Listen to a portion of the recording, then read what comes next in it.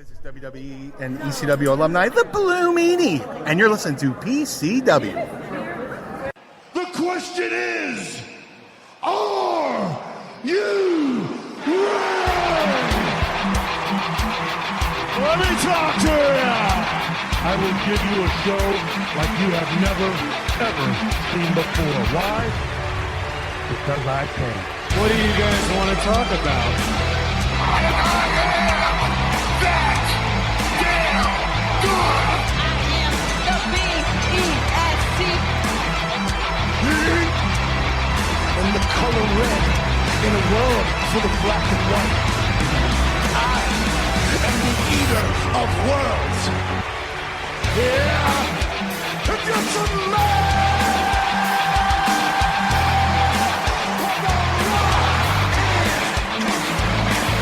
Acknowledge me. The champ is here. But to be the man, you gotta beat the man. And I'm saying, woo, right here. Hey, yo. The best there is, the best there was, and the best there ever will be.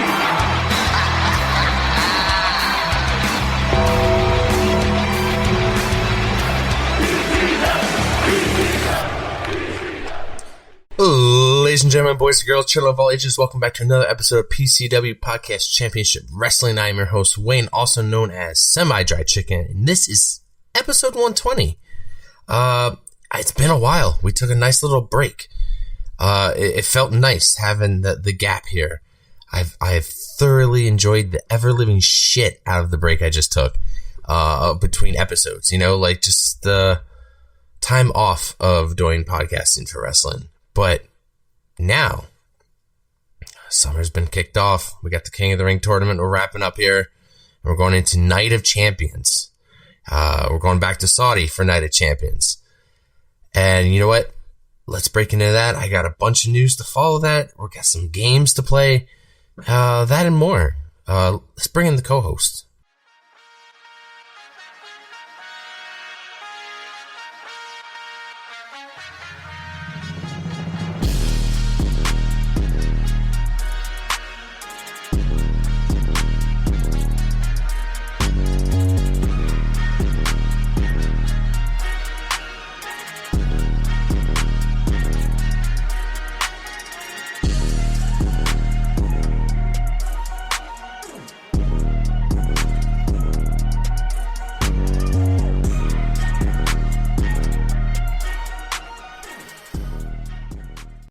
Hey, Dre, welcome back. Yo, what it do, PCW crew? What are you eating this episode? Tropical smoothie. Oh, man, that's nice and quiet until you get down to the bottom and you're slurping the bottom. Hopefully that's towards the end of the episode. Tropical smoothie. What kind of tropical smoothie? Where at? Where'd you get it from? Just, general interest. That's the name of the restaurant. That's the name of the place. It's called Tropical Smoothie. Oh, really? You didn't just get a tropical smoothie. You went to a tropical smoothie. I got you. Yeah, the place is called Tropical Smoothie, and I went and got a smoothie. Oh, that's a little confusing here for us people in PA. I don't think we have a tropical smoothie here. We have an Orange Julius. That's what we got. I remember those. Yep. I don't even know what. I don't even think the Orange Julius is even in my mall anymore. I think my mall is actually closing down. Well, say if you still have them all. Yeah, that's closing down too. You know what? I wonder. Let me ask him. Hold on.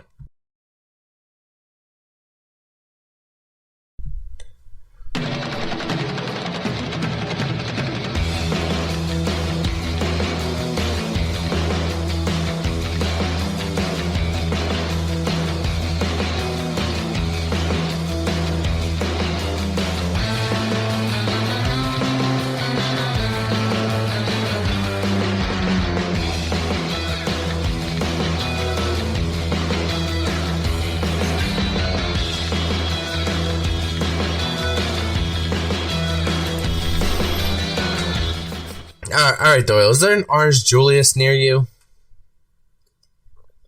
Not that I know of. Where's the closest Orange Julius, babe?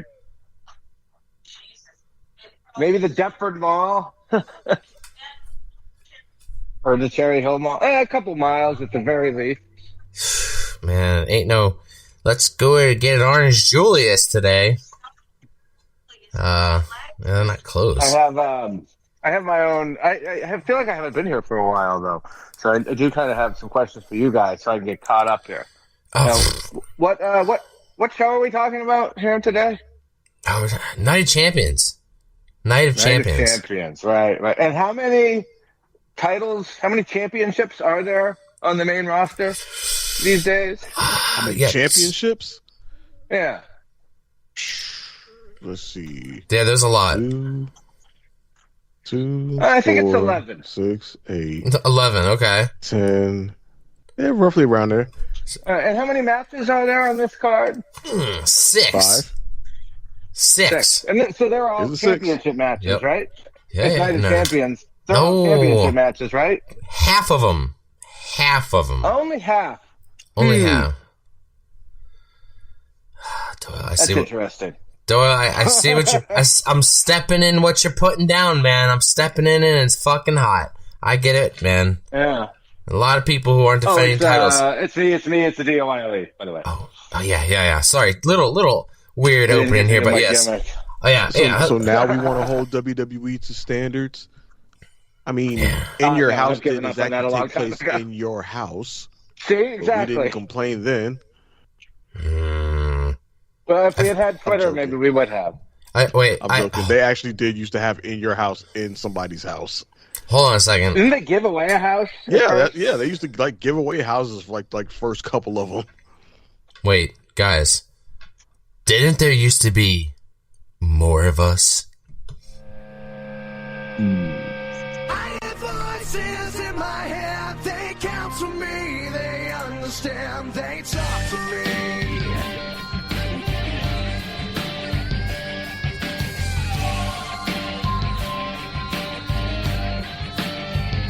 You got tools in your religion, all designed to keep you safe. But when Standing outside of the studio, finally let inside after he was doing a little dance. Tyler, welcome back.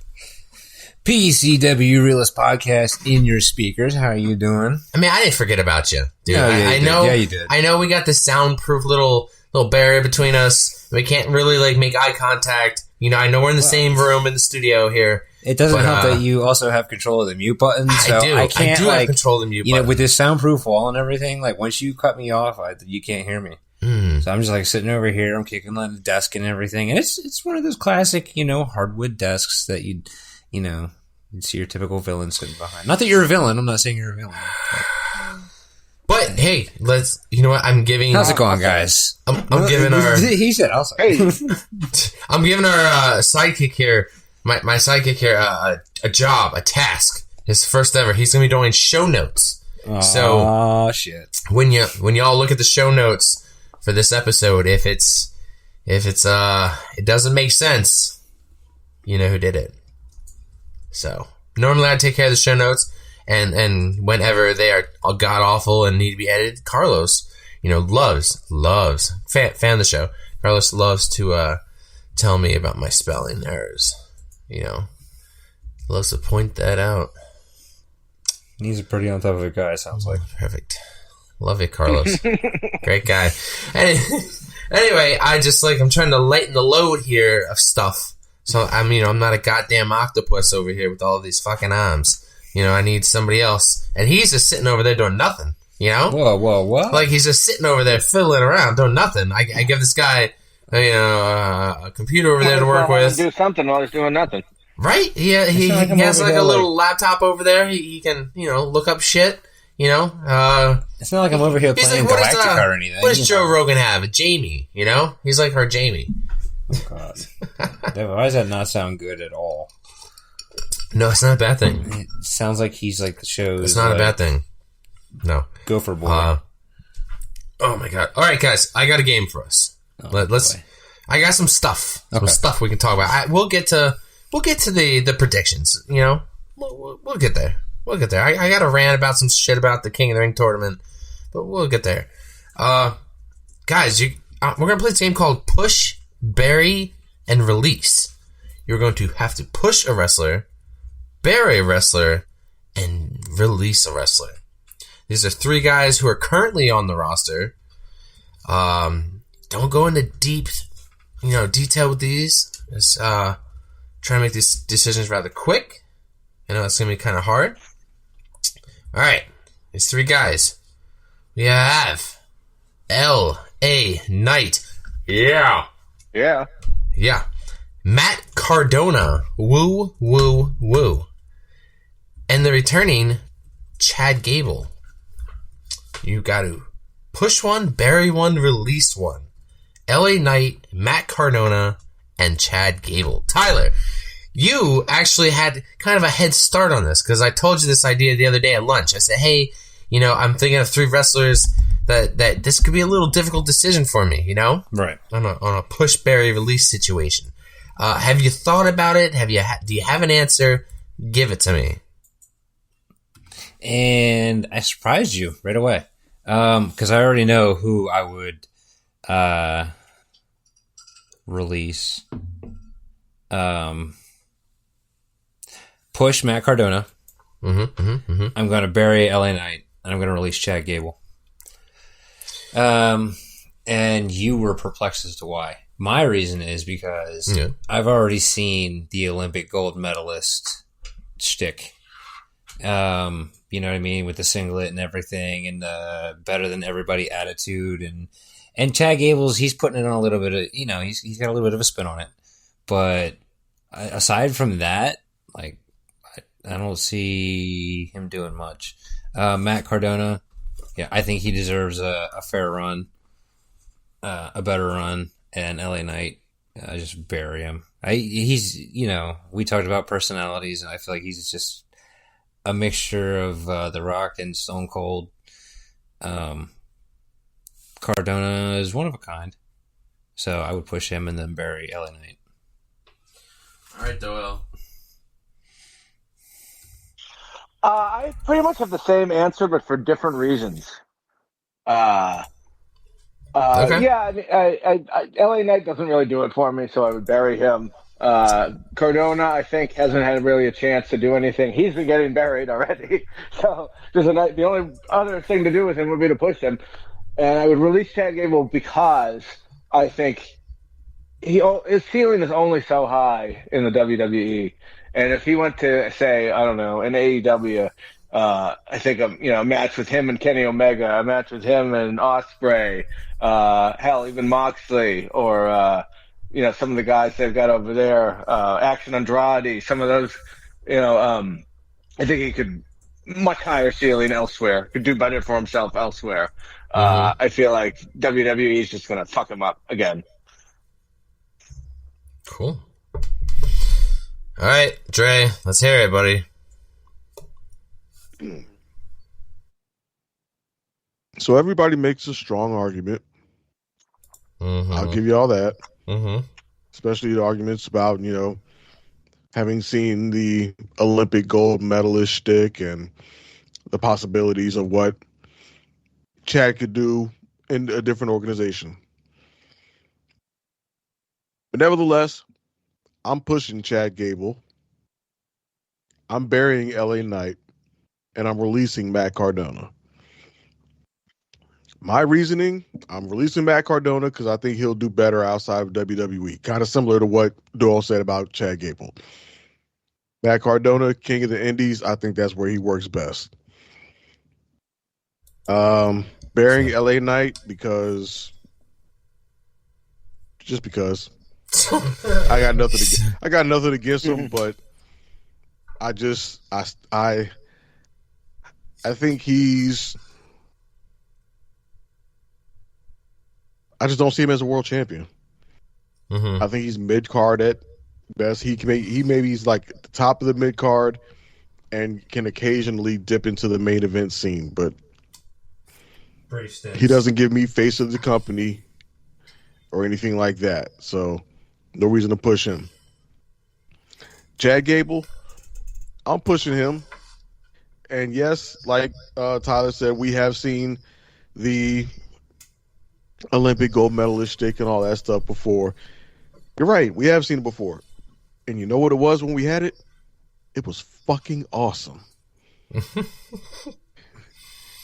And when you think about the current roster, one thing we don't have, we've got big guys, we've got talented guys, we've got high flyers, we've got great workers. We don't have too many pure technical wrestlers on the roster that you can just throw in a match with literally anybody and let them cook and they will give you gold. Chad Gable's one of those few people who can do that. And like I said, and can do it as a technical wrestler. So I'm pushing him. Yep, he going to be Kurt Angle 2.0. I'm running with that shit. Maybe not Kurt Angle 2.0 as an exact carbon copy of it, but I'm pushing him in that vein as the guy who's going to go out there in that ring and out wrestle anybody on any given night. And also because fuck Sami Zayn. So I learned one thing from this game. You guys love Barry and LA Knight. All right. Why do I feel like you're going to put almost use the same shovel? Speaking of Chad Gable continuing the 2026 apology tour. He was recently on SmackDown apologizing to the Alpha Academy, and didn't go so well. Otis looked like he was about to go in for the handshake after the apology was given to him, and Maxine stepped in. And it seems Maxine was the one who basically said, we remember what you did, and we won't ever forget it, kind of deal. So that story, I guess, is going to continue. I think Maxine is on her way of becoming a heel. It seems like she's going to be pairing herself with Austin Theory. I don't know why, but at some point, what's that mean for Alpha Academy? Don't know. Go to AAA. I don't know. But yeah, that's what Chad Gable's doing right now. Ever since he's lost the mask, now he's just doing the apology tour. Looks like he might have some more people to apologize to. At first, I was pretty confident he was just doing like a sucker you in kind of deal, and was going to go like, yeah, I'm still the same shitbag I've always been. Fuck you. But because it's just so over the top, with the apology shit. But the longer this goes on, the more I guess they're really leaning into this reformed, whatever, I learned so much about Lucha Libre, but he hasn't incorporated anything Lucha Libre into his moveset. You think he, if he learned and respected Lucha so much, he would start kind of adopting that style a little bit. Mm-hmm. What do I know? I'm just Blanco Diablo. Mm-hmm. I wouldn't rule it out. I mean, perhaps if he finds himself in a match with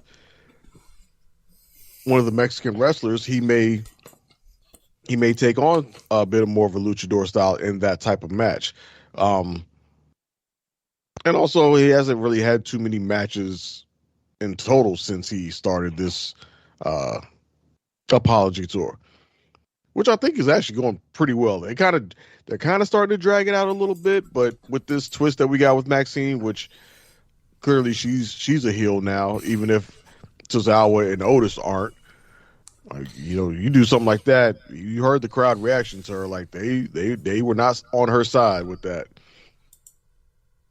So it'll be interesting to see where this goes. I mean, could lead to Chad Gable maybe feuding with Division, getting mixed up in that if he thinks they're the ones corrupting her. But I don't know. There are some layers. I will say, at least for the moment, they at least have my interest in terms of seeing where this goes. Right. Why do I feel like on either end of this, there's going to be some kind of a love triangle? Yeah. Or like some kind of like a love, not triangle, angle. You know what I mean? Like where you end up finding out that they're together or something, and then it ends up getting like everybody in like one group, and then you end up having to put Chad and Seth together. That could be an interesting perspective. I don't know. Yeah. I just went off on a little I don't tangent, see love triangle just because I don't think anyone has feelings for Maxine other than, maybe her and Austin Theory becoming an on-screen item. Mm-hmm. But there isn't that third person that's like, oh, I'm in love with Maxine. Mm-hmm. They've all played that pretty platonic. No, maybe because Chad found the spirit of Lucha Libre. I believe Otis could pull chicks like Maxine. He used to pull chicks like Mandy Rose, bro. Yeah. I seen his past history. He can pull chicks, especially Otis. blondes. Yeah, right? Otis. You know who does need an apology? Speaking of apologies, Lyra should apologize to Bayley after turning on her this week after a failed attempt to capture the tag team titles on Monday Night Raw recently. So now we're doing Bayley and Lyra splitting. And hopefully, we've seen them wrestle plenty of times against each other. Hopefully they just split and then just go their separate ways. Bayley maybe spends more time on AAA. I don't know. She seems to be doing well over there. Maybe Lyra is, maybe in line for a singles run. Maybe stop chasing the tag team titles. But in her defense, though, she was chasing a singles title. She was, and Bayley forced her kind of into a tag team. Yeah, like she got sidetracked and waylaid into Bayley's bullshit, and like the whole multiple personalities. So I wouldn't say it's so much like Lyra's fault as it is just, she got pulled into another adventure temporarily. Speaking of tag titles, women's tag titles, Bree and Paige 7-0. They've been defending their tag titles, 7 defenses. That's pretty damn impressive for the women's tag division. 7 defenses so far. Well, they can't do anything until Nikki comes back, right? Exactly, right? But at least they're doing right. But at least they're doing something. True. They could have been off TV. We could be doing promos every week and no in-ring competition. So dude, we could be doing these single matches, one-offs. It could be way worse. Send them back to But catering. we're having consistent matches with Bree and Paige. And you know what? Hasn't been bad. No. Hasn't been bad. I know they are kind of, like you said, stalling, waiting for Nikki to return. How they're going to handle that, whether they turn heel on Paige or, Bree and Paige lose the titles and then Nikki and Bree go for them. I don't know. But this week on Raw, we did get the Street Profits winning their 4th tag team titles.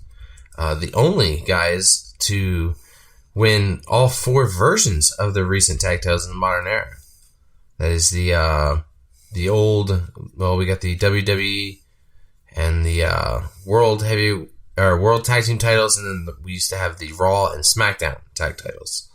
So they've won all 4 versions of those. So it's nice to see. The NXT ones too.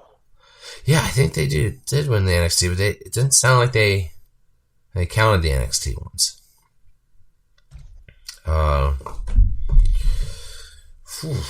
You know what? It reminds me. We're gonna play.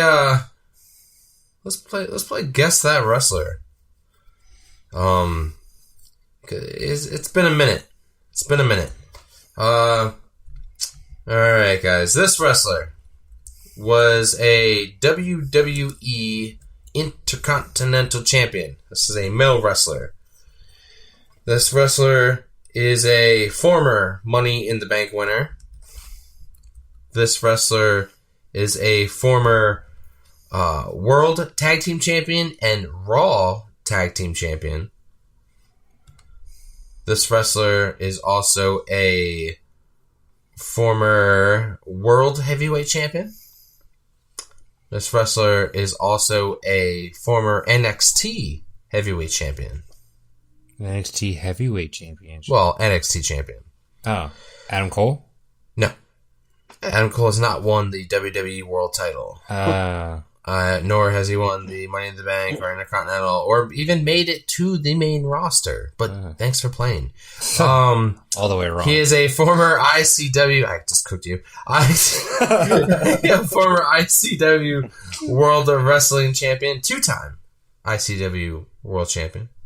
He is a 2-time WWE Champion. So he's a 2-time WWE, 1-time World. Okay, now we're going to go, I guess we're going to have to go into his other titles. He was a former WCPW Heavyweight Champion, a former Royal Rumble winner, a former TNA Champion. This wrestler is... AJ Styles? Nope. No. This wrestler is still on the main roster today. Who the fuck? Still on the main roster. Is he active on the main roster? Oh, Kevin Owens. No. No. No, it's not Kevin Owens. No. Ironically, this wrestler has not won the United States title. It eludes him. He has beaten the likes of Brock Lesnar. He has beaten... Ooh, right? Ooh. Hold on. Who's That's this a guy? very short list. Who's beaten Brock Lesnar? Who's a former Royal Rumble Money in the Bank winner? This man was once known as... You talking about Seth Rollins? No. He was once known as the Chosen One. Chosen One. Oh my god. It's right there. It's right there. This man is not out on injury. He's just not being used right now. It's Drew McIntyre. Is it Drew? It's Drew McIntyre. Drew's had a lot of good titles. He just hasn't had the United States title. It's a little rough, right? To try to pin that down because he has had a bunch of titles, but he hasn't. But he hasn't had. He's had many titles, but he hasn't had them, many times. He doesn't have like a unique number that sticks out, like a 9-time Intercontinental or a 10-time tag team or a 14-time world champion. Like he doesn't have like a really unique that sticks out. But I thought maybe if I brought up he beat Brock Lesnar, it's like, ooh, let's narrow it down now. Well, thanks for playing. Guess that wrestler. Yeah, that went poorly. Yeah, sheesh. We talked about the women defending the tag titles. We had the men's tag titles being defended recently. And when was the last time Liv defended her title? She's won it at WrestleMania 42. Has she? No, she hasn't. We've talked about this last episode, which was like almost a month ago.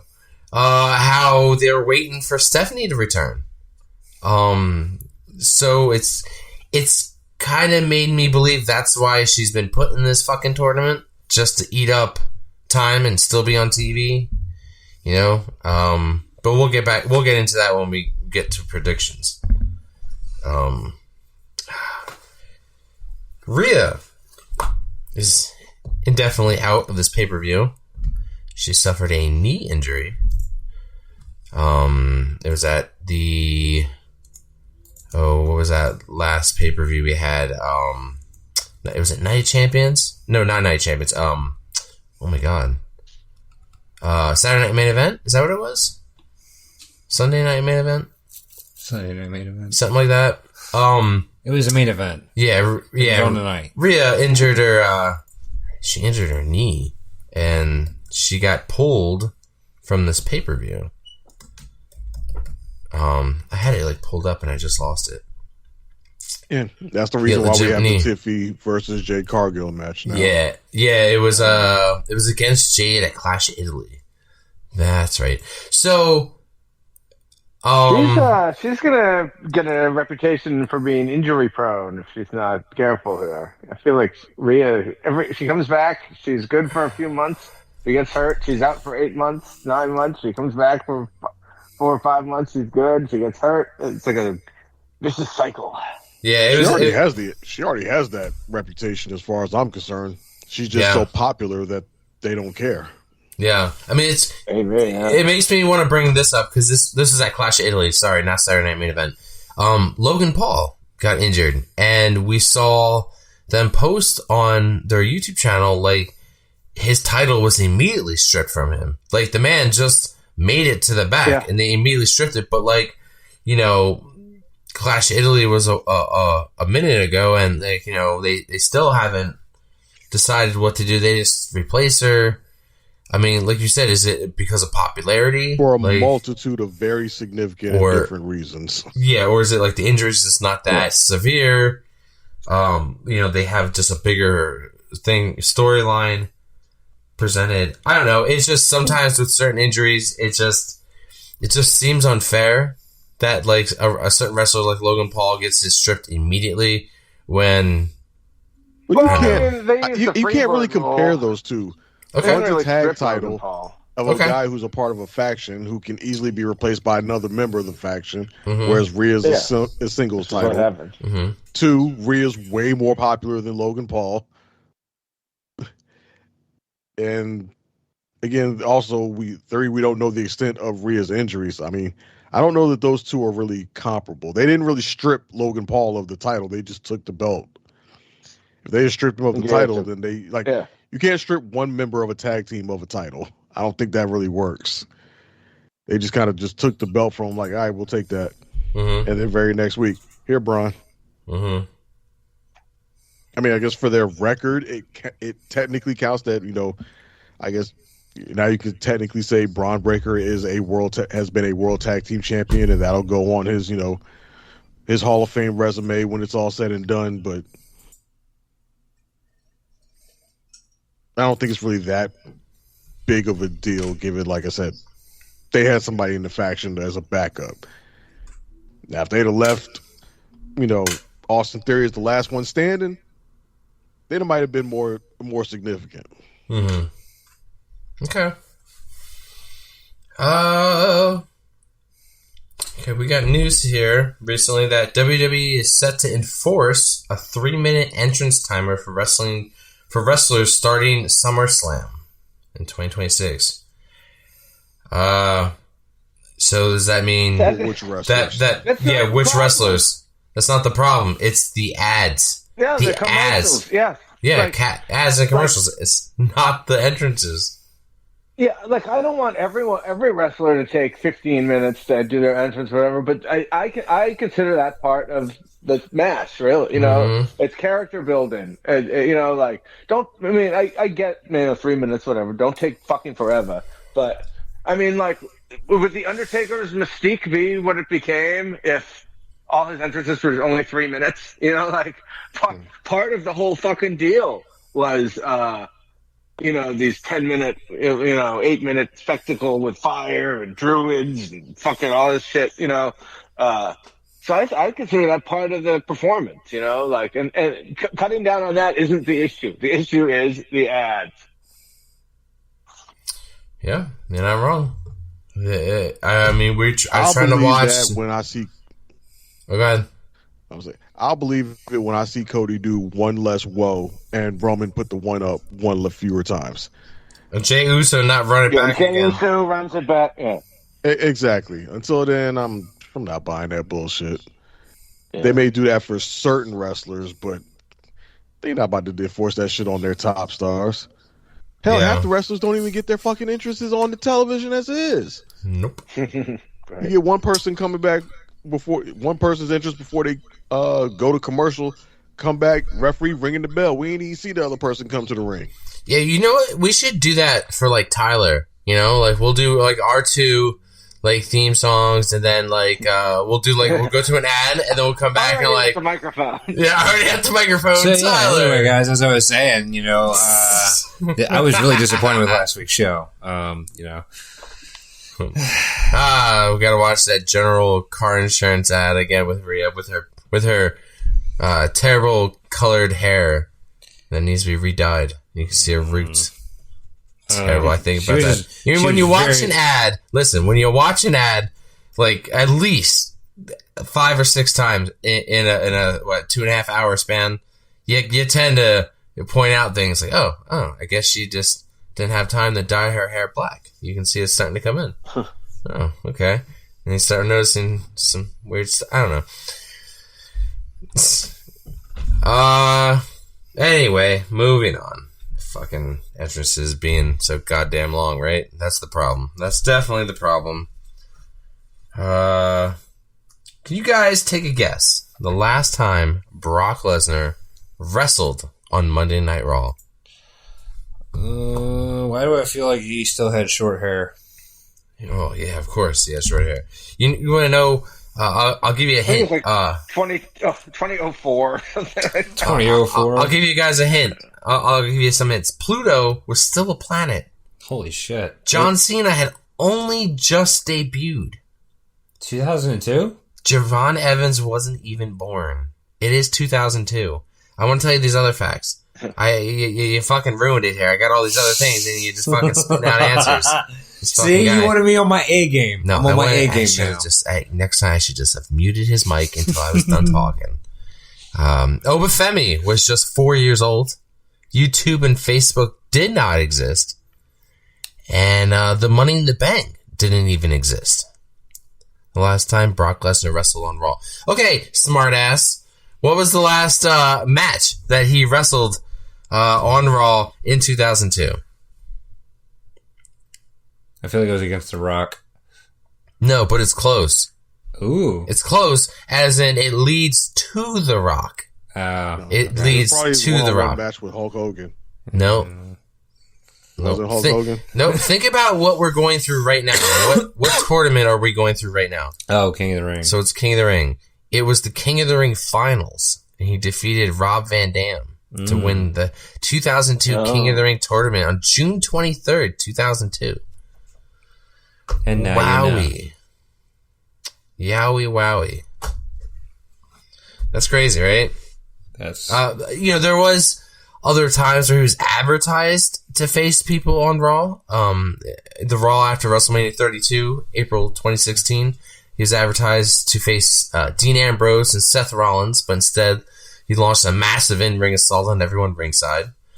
The road to WrestleMania 38, March 2022, wrestled at a WWE live event at a Madison Square Garden, which aired as a special, successfully defending his championship against Austin Theory. So a non-televised match.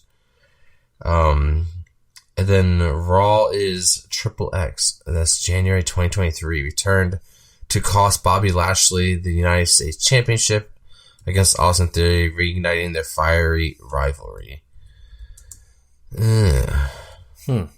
What a maybe he just doesn't like writers on Raw. Like, I don't know, maybe he's just like, I will never... Maybe he got to start out on SmackDown, correct? When he debuted? He started out on Raw. Yeah. Oh, okay. But, he went to SmackDown after he won the title. Yeah. And that's where shortly because he won the title at SummerSlam. Not too long after that, I believe, is when they actually had the draft. Yeah, I think the first ever draft, because it wasn't always right after WrestleMania. They had it, not too long after SummerSlam. And Brock Lesnar, this was back when Stephanie McMahon was GM of SmackDown. I think Eric Bischoff was general manager of Raw. So Stephanie McMahon won Brock Lesnar over to SmackDown, basically signed him over to SmackDown, which with him then came the WWE title, which led to Eric Bischoff bringing back the World Heavyweight Championship on Raw, which he presented to Triple H. So that's how Brock Lesnar wound up on SmackDown. Yeah, maybe it's just something personal. I mean, I don't know. I just find that very unique. That's a weird stat to have. It's been that long since he wrestled on Raw, but he has wrestled on SmackDown a few times. Speaking of a little connection to Brock Lesnar, Paul Heyman was recently on Insight with Chris Van Vliet. It was a 2-hour episode, which is like the longest episode he's ever done. It was very, very good. I was very interested from the start, just to like, oh, damn, man. Like, I would love to hear what Paul Heyman has to say. He gets in. Storyteller. Dude, amazing storyteller. And, he's telling stories about ECW, of course. Some interesting facts about ECW One Night Stand in 2005, about how they got the rights to, Sandman's, Enter the Sandman from Metallica for Sandman, his entrance.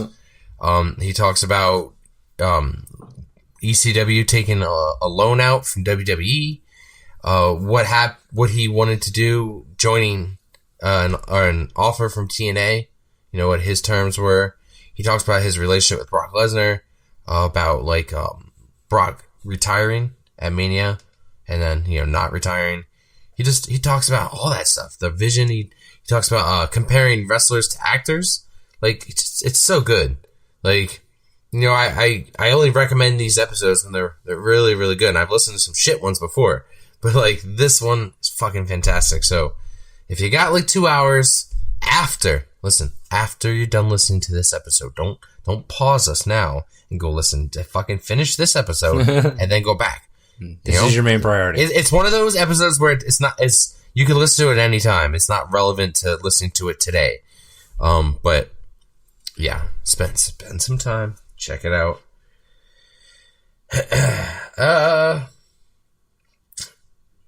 Okay, I got one more game. It's called What Stable Would You Join?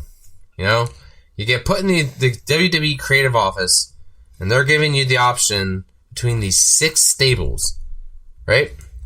Let's pretend these are all pretty much within the same company, within the same time period, but you're getting offered to be in one of these stables. Not a specific role, but you're getting offered a spot in this stable. You have DX, N.W.O, Nation of Domination, the Corporation, the Hart Foundation, or the L.W.O. Again, DX, N.W.O, Nation of Domination, the Corporation, the Hart Foundation, and L.W.O. Tyler, what squad are you picking from the 90s? Here we go. DX. DX, man. Yep. All right, let's get ready to suck it. I'm down with that, man. I'm down with that. I think one of the best stables in WWE history. And you know what's crazy is how brief it was when you really think about it. Mm-hmm. But like all the shit that they did, the shenanigans, they won multiple titles, and it was just a great run. I don't really remember much of N.W.O. Heard a little bit about Nation of Domination. Don't know who the heck the Corporation is. Not off the top of my head anyway. Hart Foundation, wrestling legends in and of their own right. Mm-hmm. And then I can't even... What was the last one? L.W.O. The L.W.O. Oh, yeah. The Elite World. Which is still going today. How? Where have they been? AAA, man. AAA. Okay, makes sense. Yeah. Yeah, this guy doesn't even know. DX. Okay, DX. All right, Doyle. Where are you going, man? What stable are you going to? Oh, this one's easy. It has to be the Nation of Domination. First of all, you got the Godfather in there. I don't need to explain that one, probably. But Mark Henry seems like a good dude. You got Dwayne there. He seems like a good dude. We know Ron Simmons is a good dude. It's a good roster right there. DX would drive me insane. I would find them insufferable, I think, between Big Nose Paul and fucking Born Again Sean and okay. Born Again Sean. Oh, my back.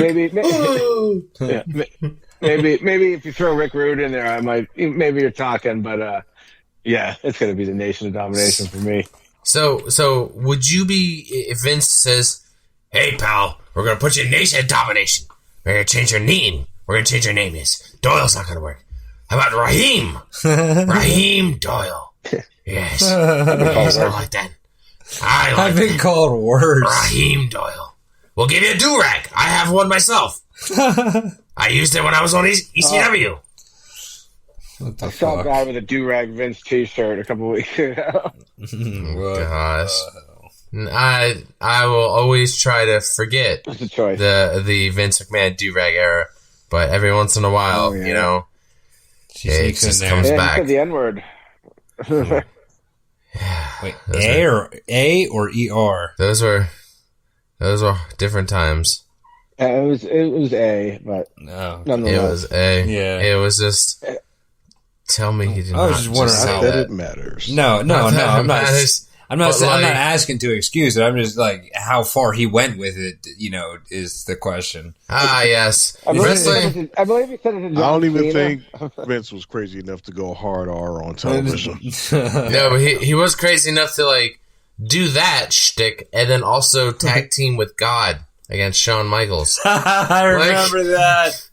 It's fucking bananas. You know, we need to do a bracket of like the craziest fucking storylines Vince has done, has been involved in, and we can just narrow it down to what was the craziest one between that, him blowing himself up in a car, his illegitimate son, like, dude, the list goes on and on. Him peeing his pants, like.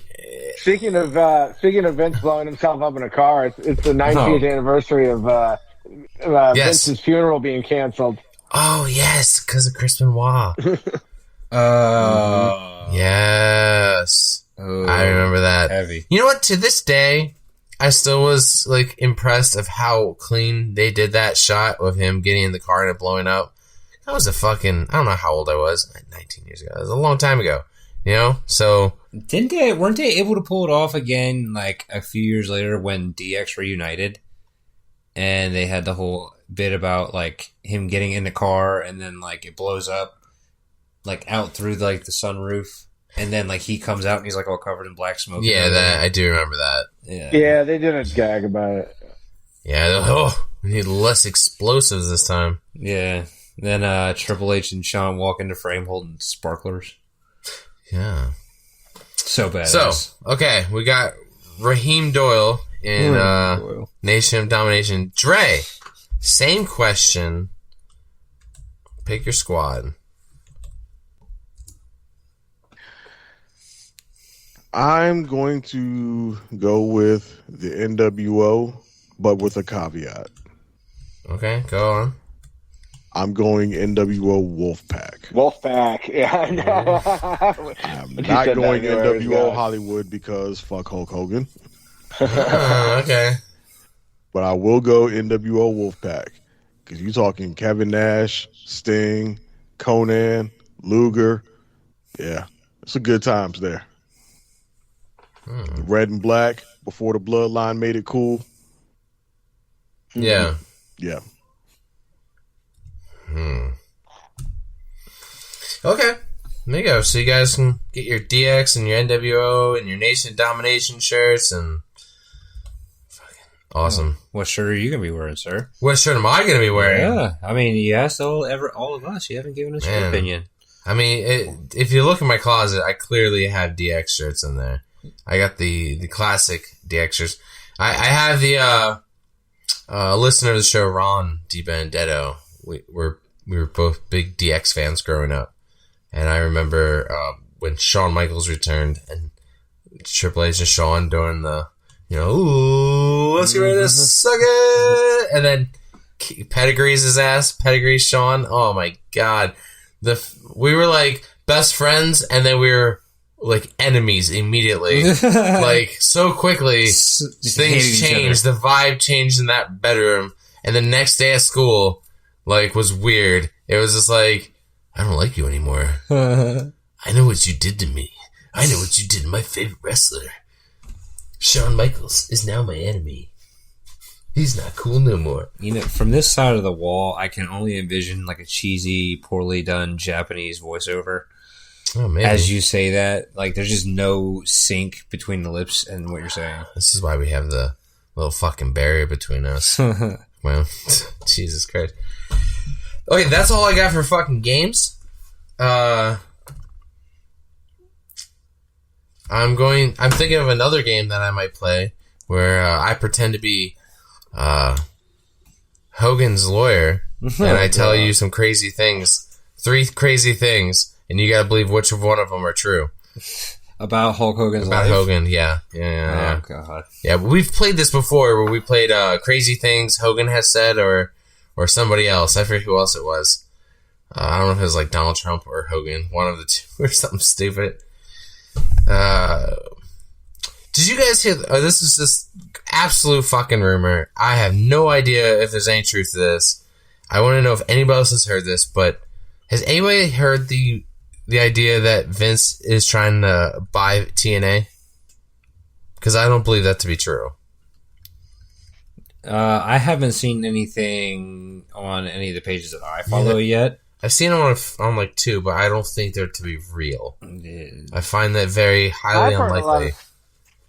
I've heard a lot of Vince speculation because it looks like the Janelle Grant case is going to settle, and it looks like he had some shareholder, some stock case that looks like that's going to go away also. And I keep hearing that he's going to muscle his way back in, and maybe already has to the E. That's the rumor I keep hearing about Vinny. To the E? What's that? Yeah. The WWE. Oh, the WWE. This guy over here. Yeah, Well, if Vince I'm gets back into wrestling, he's going back to the thing that he created and built up before he goes with another company. Now, if the WWE, TKO and WWE just completely shut him out and just slam the door in his face and make it clear that he has no chance of ever coming back to them, then I could maybe see him looking at another company, if not trying to start up his own thing. But if he tries to get back into wrestling, he's trying to get back to the WWE first because that's his creation. You're right. Yeah, you guys are absolutely right. Yeah, I don't see TKO letting it go just like that. I think like you said, they'll close the door in his face and then he'll have to go. I think it's too big now. I think it's too big to buy for him. Yeah, I think it's too much. With everything that's happened, you know, there's not a lot of people that are going to want to back, even if it's going away quietly. You know what I mean? Yeah, there are going to be people that don't want to be connected with it. Period. Yeah, and it's going to give him very little as far as like investment. I'm getting very technical. Think about it, guys. Think about it. Less ads. As fickle as fans are, the moment his music hit, he would get a huge pop. Oh my God! Yeah, like it never happened. Like nothing ever happened. I mean, did Stephanie reference him recently? Yeah, at the Hall of Fame. In the promo exchange she had with Cody leading into WrestleMania, the same one where she slapped the shit out of him. She said something about my dad, something or other. Yeah, she mentioned him in the Hall of Fame too. And it was like the first time. It's like the first time he's been mentioned in years. Yeah, but again, a big pop. Triple H's Hall of Fame induction, and he also mentioned him. Yeah, so like very briefly because it was still hot at the time. Right. So, Tyler, how are those notes coming along? They're doing actually really, really well. I'm impressed because we've been fucking like moving along here, playing some games. Yeah, I'm following right along with you, man. I mean, this episode's going smooth. It's going real smooth, man. I'm just making sure you got enough ink in that pen over there. Yep. You good? Yep. Why are you using ink in a pen? You should be typing. Well, I like to double transcribe. It's just hard notes and digital in case just one trying of the to other trick you. fails. Just trying to trick you. Here at PCW, we keep a thorough tracking of all of our notes to bring you, the fans, everything we possibly can. Yeah. Enjoy it. Yeah. All right. Does anybody need to take a pause for the cause? Anybody need to drain Jake the Snake? Anybody? Nope. All right. We're live, pal. I'm good. All right. Hello, ladies and gentlemen. This is Sir David Attenborough. As you know, pro wrestling over the years has become incredibly overwhelming. We have Monday Night Raw at 3 hours, NXT at 2 hours, SmackDown at 2 hours, and some shit called Evolve and LFG. Let us not forget TNA and AEW. Also, then some off-the-wall start time PLE at 8 AM. Anyways, what I'm driving at is the time PCW puts in for you every day to cover all this bloody shit. So, the least you can do is head over to ProWrestlingTees.com and look up your favourite wrestling podcast and buy a goddamn shirt. You are a mark, aren't you? I'm wearing one right now. I showed some support and got some for friends and family. I can't wait for them to open their gifts and go, who the fuck is Podcast Championship Wrestling?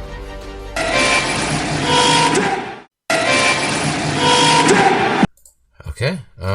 Let's get into Night of Champions 2026. Well, before I guess I bring this up, do you guys remember Night of Champions of last year? I will go do a quick recap of last year. No, I do not. Yeah. I just want to jog everybody's memory from where we are today, 1 year removed. It was in Riyadh, Saudi Arabia. This was on June 28th, 2025. The matches included, we had Cody defeated Randy Orton for the King of the Ring tournament final. Rhea defeated Raquel for the Riyadh Boulevard street fight. Sammy defeated Karrion Kross in a singles match. Solo defeated Jacob Fatu in the United States Championship match. Jade Cargill defeated Asuka in the Queen of the Ring final.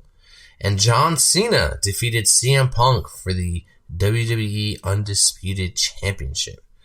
And that was last year. So what you're telling me is it's already been a year since Karrion Kross and Scarlett have left WWE. It has. And I believe that was like their last big match, right? Yeah, because literally the next day they were released. Yeah, it's getting on a pay-per-view. You know what? If you want to listen to the review of that, we have it. I don't know what fucking episode number it is. We're on episode 120. Somewhere in there. Yeah, if somebody ever wants to look it up, but last year's, it's on there. I believe it would be early to mid 90s in the episodes count. Before episode 100. Yeah, somewhere around there. Pushed it. But yeah. So, all right, let me move over here to current Night of Champions, June 27th, 2026. It will be at 1 p.m. Eastern because it is in Riyadh, Saudi Arabia again at the Kingdom Arena. I don't know if this is one of those arenas that they built yesterday kind of arenas or it's been there for a while. This is coming hot off of Clash in Italy, which we had all the way back May 31st. It seems so long ago. After this, we do have the NXT, the Great American Bash. That is on the 28th.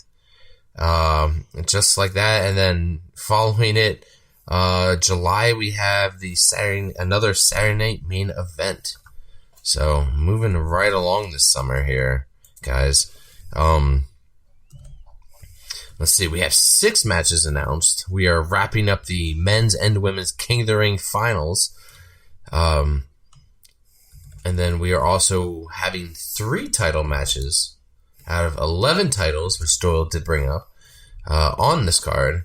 And then we have 1 grudge match, settling a feud. So let's get into it. No specific order. Tiffany Stratton, our United States Women's Champion, versus Jade Cargill.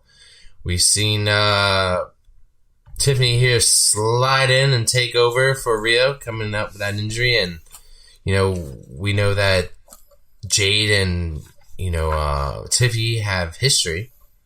So it kind of makes sense. It seems like this title is being treated almost like a rebound for both of them. A rebound for Tiffy, but she's been holding it for 60-something days, right? And I think for this match, I think she's gonna retain. I mean, it's she has beaten Jade before. I see her beating her again, even though the odds are definitely stacked up against her with B-Fab and Michin. But right now we have the very popular Chelsea Green in her corner.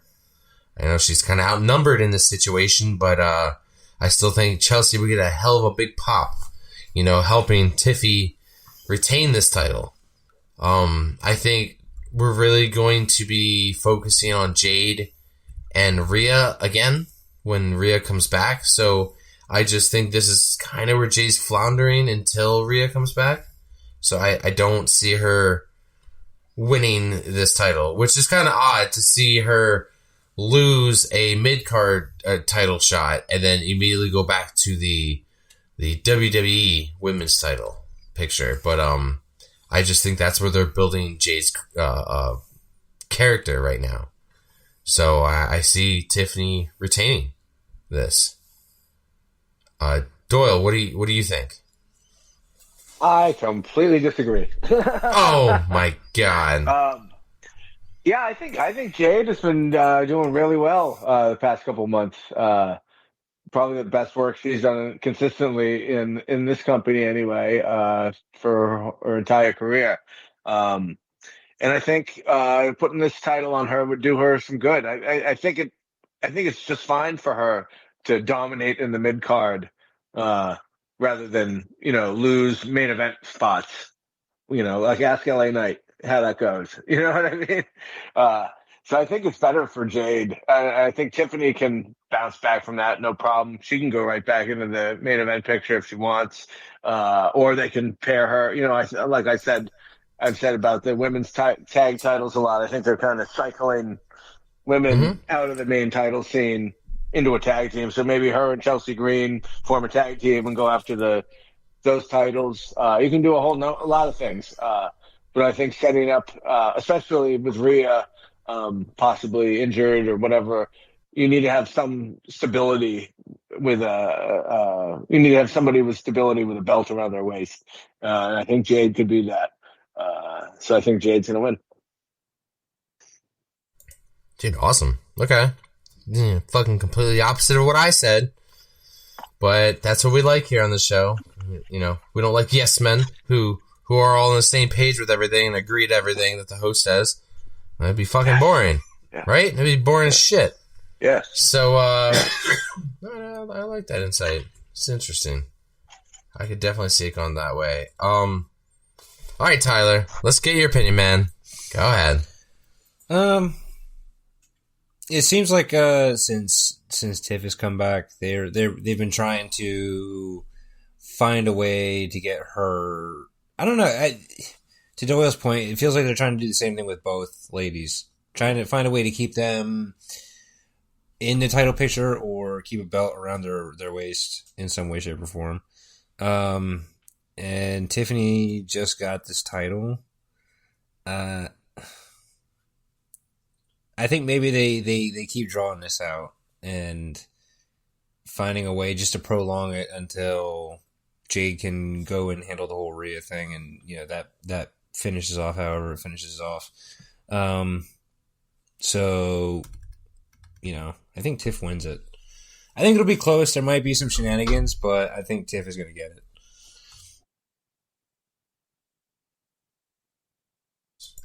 All right. Jade's main focus is elsewhere, right? Realistically, so. Okay. All right, Trey. Let's hear it, man. I'm kind of with Doyle on this one. Jade should win the title because, quite frankly, Tiffany Stratton ain't doing shit with it. Even the little storyline that she has going with Chelsea Green right now, Chelsea Green's getting more reactions than Tiffany Stratton is. And Tiffany's the champion. So clearly the crowd cares more about Chelsea Green than they do about Tiffany Stratton. And at least with Jade, the title on Jade, like Doyle said, Jade can be a dominant champion.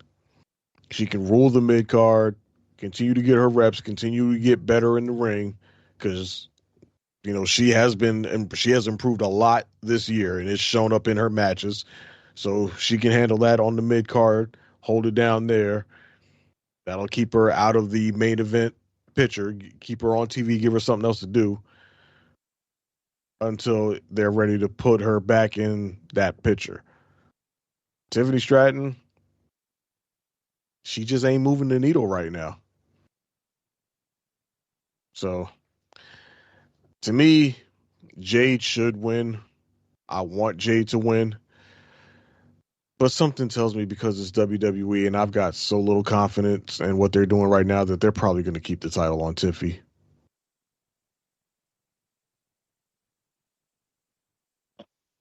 All right. Okay. Moving on. What do we got next here? Oop, I'm on the wrong page. Trick Williams will defend his championship against, where do I have it? Oh, Ricky Saints for the United States Championship. There we go. Man, he's won this title back in WrestleMania 42. Excuse me. When he defeated Carmelo Hayes for the opportunity at Night of Champions. This will probably be a pretty easy match for him. Because Trick is still so over. I don't see them wanting to get rid of the title yet off him. I think he's still going to hold it all summer. This is the summer of Trick Williams. And whether rapper Lil Yachty is by his side, for this PLE, I have no idea. Little Tugboat? I haven't heard about it. Yeah, Little Tugboat. No, this is one of those lengthy United States title runs. That's how I see it going. Doyle. Yeah, I totally agree with you. Trick Williams is over as fuck. It's going to take me forever to stop saying Ricky Starks, but yeah, he's I feel like he's got so much potential. The crowd is starting to react to him a little bit, but he's not nearly over enough to win a title. He's certainly not over enough to beat Trick Williams here, I don't think. Who is just over as fuck, and there's just absolutely no reason on earth to take the title off him at this point, and certainly not to give it to Ricky Saints, who this should be a pretty good match, a good entertaining match, I hope. And I hope it continues to endear Ricky Saints to the audience, but he's not anywhere near the level of Trick Williams is yet. So I expect Trick to win this and keep winning for quite a while. All right. Tyler? Yes, sir. Let's hear it, man. I'm going to go with the popular consensus on this one and Trick winning. I have noticed, like Doyle touched on, crowd reaction. I try and pay attention to it during matches, and I can hear, what he's saying, that he's starting, Ricky Saints is starting to get he's starting to get action as far as like crowd interaction and stuff like that. And I think putting a title on him really too early, too this soon, could hurt him more than help him. So I think Trick gets it. It's a great way to break Saints in, get him some action, get him on a PLE, and get him to cut his teeth a little bit. But for the most part, Trick's just walking away with it. So figure out what's next for him and then what's next for Saints, and maybe there'll be an opportunity for him soon, I'm sure. Cool. All right, Trey. Let's hear it. Yeah, we're all in agreement here. There's pretty much unanimous. Trick Williams is walking out with the title. It's nice to see the title being defended on a PLE for once, so I'll give him credit for that. Yes. Ricky Saints is he's starting to at least resonate with the audience a little bit. At least the fans are starting to at least recognize him and get some level of investment in his character. That's not saying that they're cheering for him or rooting for him and, him becoming a babyface or anything. It just means that they at least care enough about him to react to what he's doing, as opposed to looking at him like, who the fuck is this guy and why is he here? So that bodes well for him and his, prospects long term. But right now, again, like we said, Trick Williams is way too hot right now. Him and that belt ain't going nowhere no time soon. I think this feud itself, I don't think is ending anytime soon either. I don't think there's going to be any shenanigans in this match itself, but I do think this is just a chapter in this 3-person feud. I think we may be looking at a triple threat match for the title at SummerSlam or something. But I do see this continuing for a while, and Trick remaining the champion at least till SummerSlam, if not past. Mm-hmm. All right. And congrats to Trick. Trick and Lash just got married, so congratulations to them. Yeah, they did. That explains why he wasn't on SmackDown this past Friday, which was definitely noticed. Yeah, he was laying the SmackDown elsewhere. Oh, nice. Yep. All right. Thank you for coughing into the mic. I turned my head away, sir. All right. Jesus Christ. Production. Yep. Anyway, Braun Breaker versus Seth Rollins in a steel cage match. They are 3-3 in their feud. We are finally going to be wrapping this up, I hope. Best of 7, I guess, right? So, yeah, I mean, I think with the momentum that they have been giving Breaker, even with him coming back from injury, it's ever more reason to continue this fucking push. He missed out on Mania. So this is where that snowball that was rolling that was kind of halted, with that injury, this is where it continues now. There's no holding back, and they've done a great job of keeping Braun strong, but also keeping him out of the world title picture.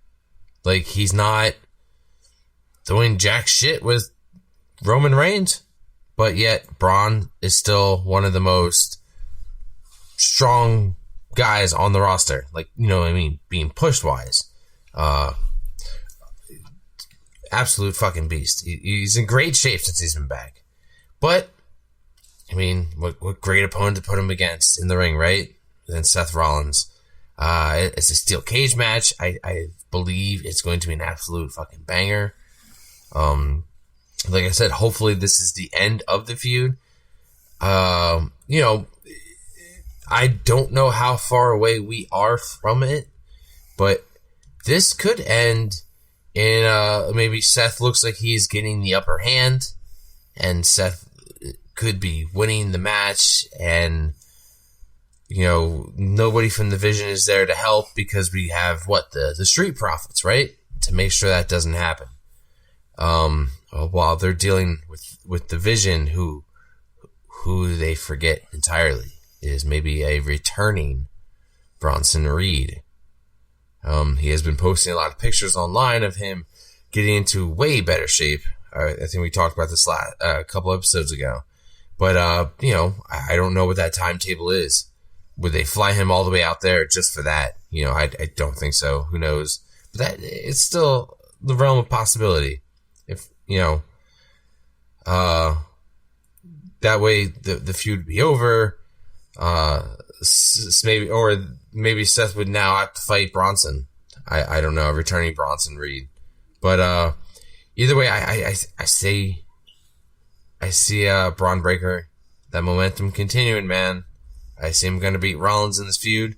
And if that's just a guy that Rollins can't beat, then so be it. Everybody's got to have their kryptonite. And for many years, Seth was Roman's kryptonite. So maybe Seth's kryptonite is fucking Braun Breaker. But it's going to be a steel cage match, so it's going to be fantastic. Doyle, what are your thoughts? I agree with you, but for different reasons. All right, let's hear those reasons. Yeah, I mean, I could definitely see Bronson Reed getting involved in this. And I could see a couple other matches having run-ins also, but I've heard that on this particular show, they're kind of running in and running out. They're not doing, SmackDown and Raw, which they have been doing the past couple Saudi trips. They're just going, doing the show, and getting out.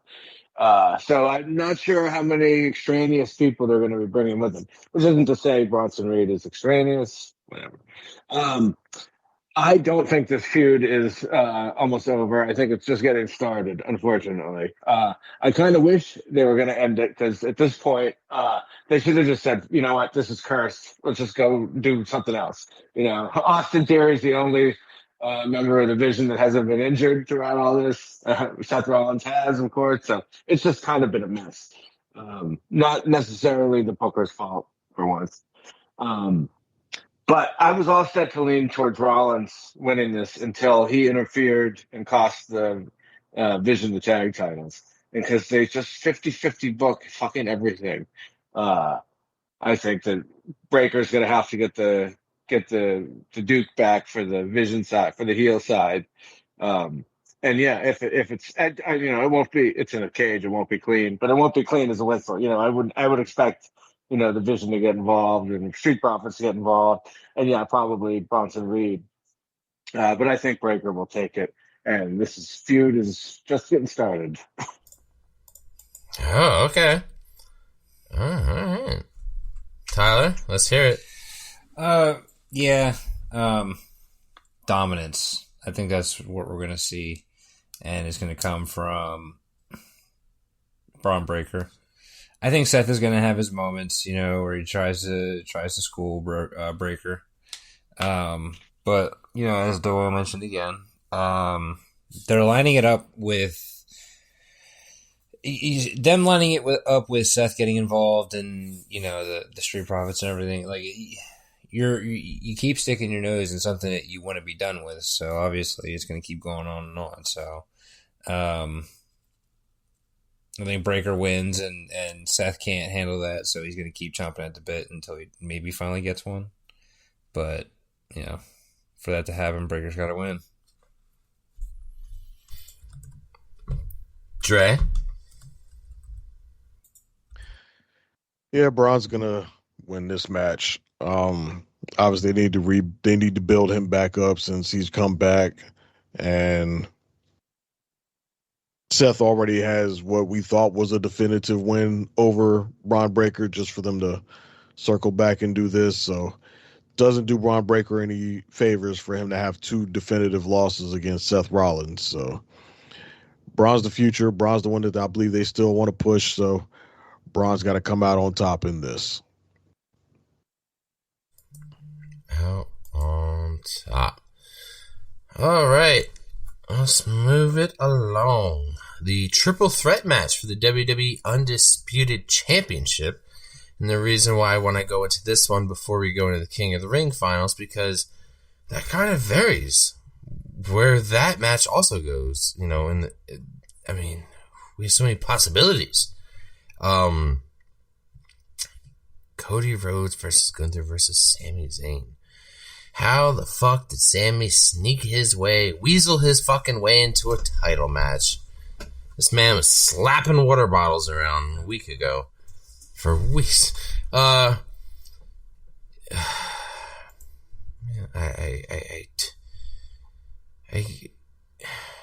think Sami's moment for a title win isn't going to be here as much as it looks like it could be, because it's a fucking triple threat match. I don't think it's going to be here. I think if they were going to do it, they would do it. They would pull the trigger more when he's getting over as a face. And they would do it at the Rumble when they have it in Saudi again. And then they would probably do it at Mania when he's at Saudi again. I don't think they're going to pull the trigger and give Sami his first title win in a triple threat. Even though it is against none other than Cody Rhodes and Gunther. And for Gunther, Gunther's been pinned by a very small list of people, but 2 of those people are in this match. So that definitely has the odds stacked against him. The way I see this going is I see Sammy taking the pin. And it's going to be from Cody. Cody's going to retain. I still think we still have some time left with Cody with this title. As much as I've been enjoying this Cody and Gunther feud, and I would love to see Gunther choke somebody out, I just don't think he's going to get the opportunity to in a triple threat. I just, the way just Gunther works, I just don't think triple threats are his bag. I think Cody's going to be the one to walk out here, still champion. Because at the end of the day, once we leave Saudi, I know it would make the people in Saudi very happy if Sammy won. But at the end of the day, we got to come back to the States, and more or less, I think everybody still wants Cody as champ. And it also leaves a great way to keep Gunther kind of covered here, not losing directly, but losing in a triple threat. Especially if he's the one to take the pin. But Doyle, what are your thoughts on this match? Yeah, I see your point about Gunther could lose this match or not win this match without losing it. But they spent the first half of this year, or most of the first half of this year, and I guess coming out of last year also, making him this unstoppable career-killing monster. And then he fucking loses twice to Cody Rhodes. Now, granted, they were both, not exactly clean losses, but losses nonetheless. I just don't know if his aura can sustain, or it's going to take so long to get it back if he loses 3 fucking matches in a row like this. I would love to see Sammy. I think this is, if they were doing fun, if they were booking fun like they used to, I think this would be a great spot to, give Sammy a surprise win. Keep, like I said, we need surprises, which we get so few of, it seems like. But I don't think that's going to happen. I see the logic of keeping it on Cody. They seem to love to keep, the top belts on the top stars for a long time. But I just can't see Gunther losing this. I just can't. I think it'll just be, I earlier said Tiffany can afford to lose. I don't think Gunther can afford to lose. And I kind of never thought I'd say that, but I think he has to win this, or else it's going to be real hard to get back what he had, because he's already losing it. So I think Gunther's going to win. I think he should win. That would be nice. That would be nice. All right, Tyler, let's hear it. What say you? Well, I'm trying. This one is hard because I'm trying to keep track of several other background pieces that are quietly moving around. So listening for injury updates and potential for returns and stuff like that, and all that said, I think Cody retains. I think they have other stuff that they want to do with Cody that doesn't involve either of these two guys. So I think we're probably going to get some kind of a real issue between Gunther and Zayn, and they're going to butt heads, and it's going to cost it. Probably end up the way Wayne had said it when he was doing his pick, that he gets pinned. Sami Zayn gets pinned, and it's by Cody, and Cody retains. What the plans are for Gunther, though, Doyle, you're correct. After that is what exactly? Because this guy was hot, and you build him up, and he's just not. You just haven't done anything with him. It's really disappointing. You tried the Seth thing, and it got you through WrestleMania. it was like a patch for him and for Seth. I get it. But since then, it's just been a whole lot of nothing. So hopefully they figure something out for him. I agree. But until then, Rhodes is the champ.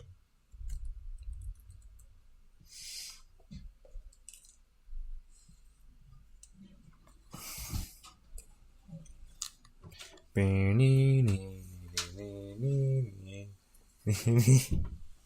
tried. Trey, what do you think of the match?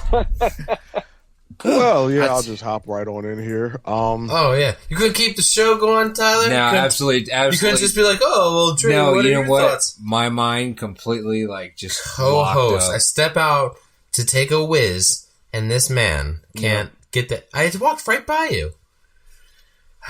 I guess he thought I was going to podcast from the bathroom. No, because you know what? When you walked past, I was looking off to my left here because I thought I saw something move in behind your. Drop the ball. We're such an organized podcast. Your case over here. Oh gosh, yeah. So, Trey, let's hear your input here. All right, so I'm leaning with Doyle on this one as far as Gunther should win this match, and he kind of needs it to maintain his strong aura because he has been on a bit of a losing streak lately.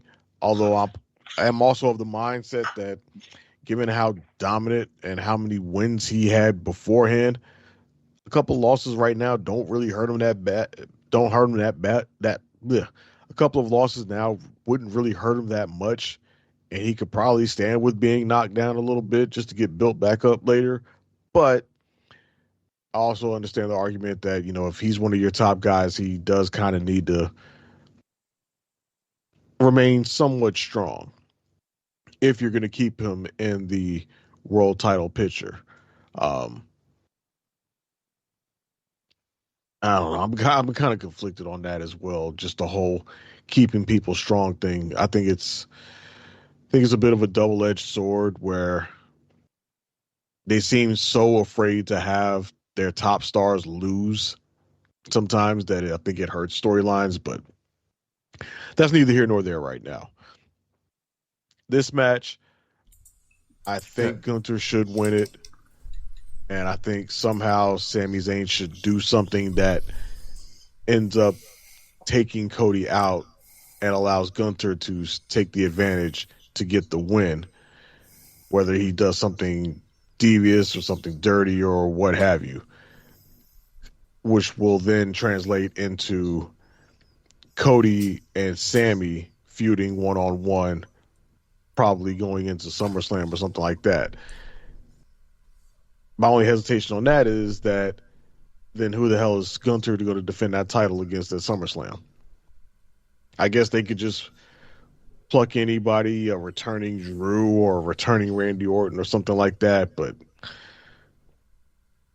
that's not something that really excites me either.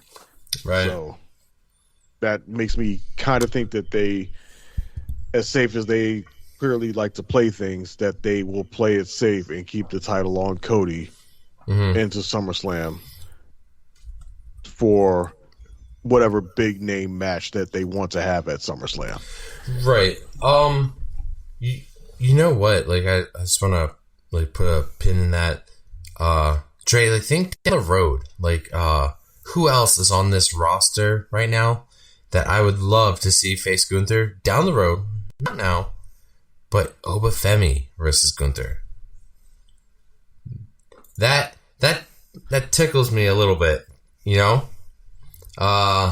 get there. We'll get there eventually. That's in play. Yeah, I mean, say that's in play. Yeah, man. Yeah, but that's still a ways off. Clearly, yeah, it's a ways off. Focused on the other title right now. It should be, but yep. But it eventually these guys will come across. They're on the same roster. One's a heel, one's a face. It's just that they're both right now focused elsewhere. But I'm sure everybody backstage is thinking the same thing. Eventually, we're going to get these two together. Just like we're eventually going to get Roman and Oba. We'll get there. We're just excited. At some point, eventually, yes. And I would like to mention just yeah. And I'll also bring up for the record, I did some long-term booking a few months ago. I think it might have been around WrestleMania time. After Oba took out, I think it was after Oba, squashed Lesnar. I think I did some long-term booking of Oba Femi winning King of the Ring, going on to face Roman Reigns at SummerSlam, beating him to become world champion, holding that title from SummerSlam all the way into WrestleMania the following year, which will be next year's WrestleMania, and then losing that title to Gunther. I'm pretty sure I brought that up on this show at some point. Now, whether it plays out like that, we'll see, because obviously it looks like they're obviously on separate shows right now. But I still wouldn't rule that out. I still think that may still be on the table, that we could have a Oba versus Gunther title match at WrestleMania next year to counter the inevitable Sami Zayn versus somebody WWE title match. Okay. All right. Let's move along here to the I scrolled too far. The Queen of the Ring tournament finals. We have Io Sky versus Liv Morgan, who is the women's world champion who hasn't defended it at all. For me, this is pretty cut and clean. It's gonna be Io for me, because I just think why we all know why Liv's in this tournament is to eat up TV time, to keep her on TV, keep her relevant while Stephanie is healing. I think their plans this summer are to put the title back on Stephanie at this point. If they didn't, I don't think we'd still be messing around with Liv still having the title. She's done absolutely nothing with it. So why would they give her a crown and another title shot?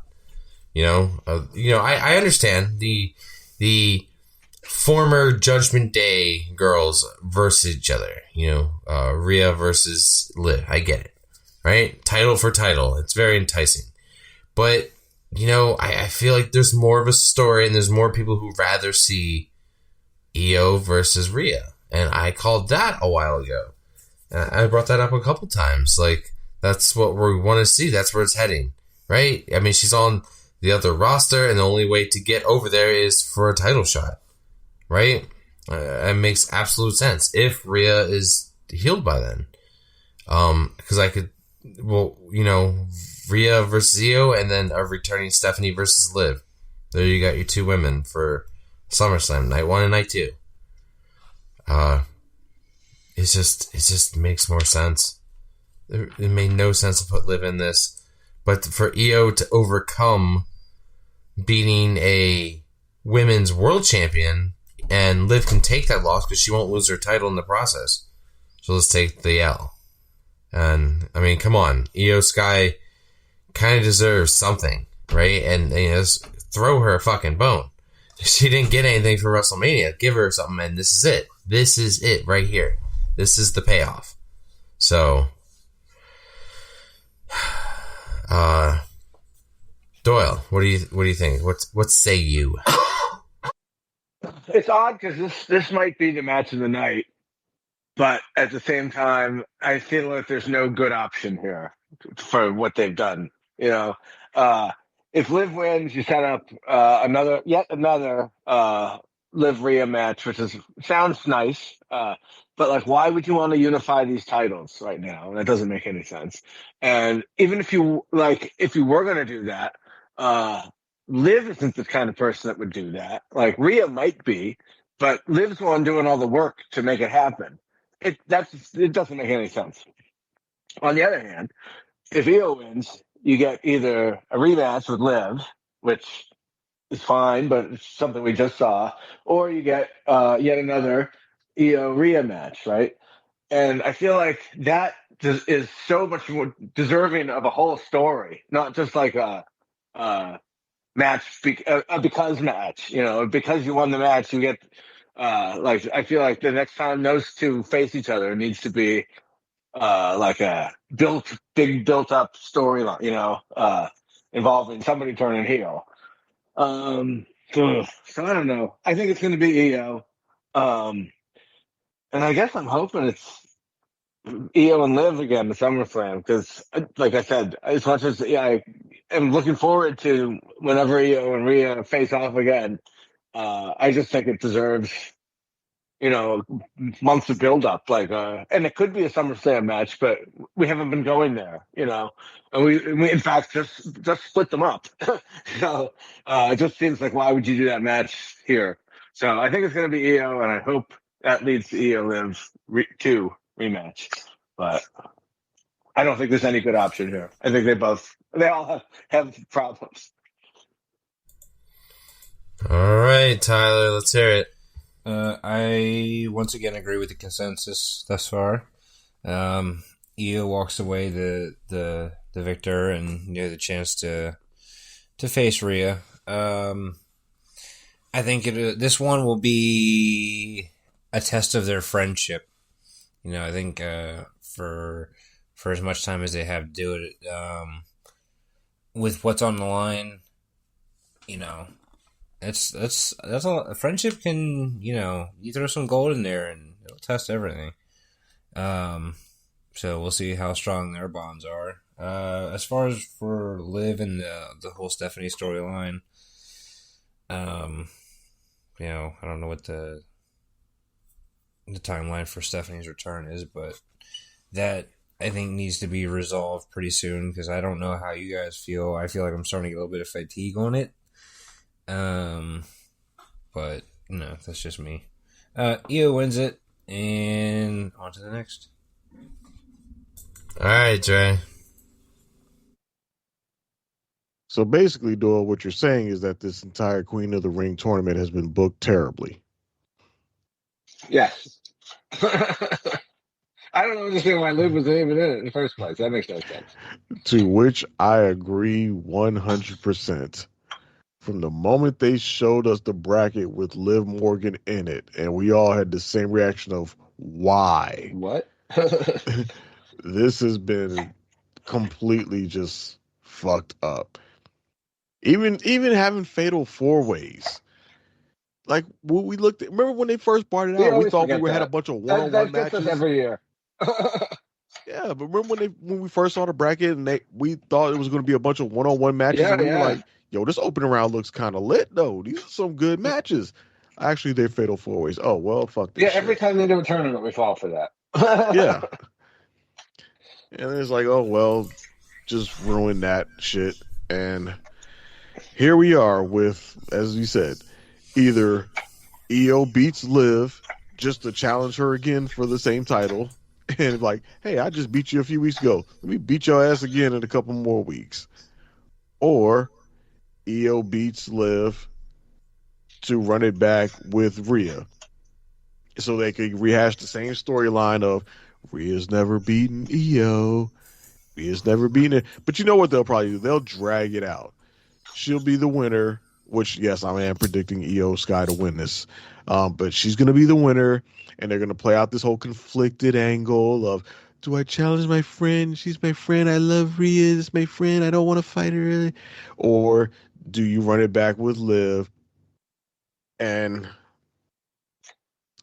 who knows? We'll see what happens from there. But Io Sky's going to win, leaving us with two uninteresting options for SummerSlam. Either match, I think, is still going to be good. Like, we know fucking Io and Rhea can absolutely cook in the ring. And I'm pretty confident. I'm confident that Io and Liv are going to put on a pretty good match. But the problem is SummerSlam. Either one of these would be something that we've already seen in relative recent memory. And they're going to give it to us again when there were so many other better options.